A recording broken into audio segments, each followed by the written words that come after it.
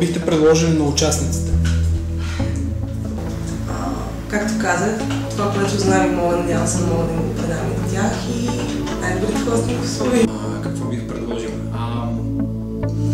Бих предложил знанията си. Там съм отворена книга за всеки, който има някакви въпроси или желание да научи нещо в рамките на академията или извън нея. Съм отворен за въпроси или помощ.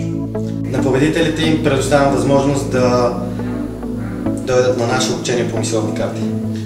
Стаж, менторство, приятелство.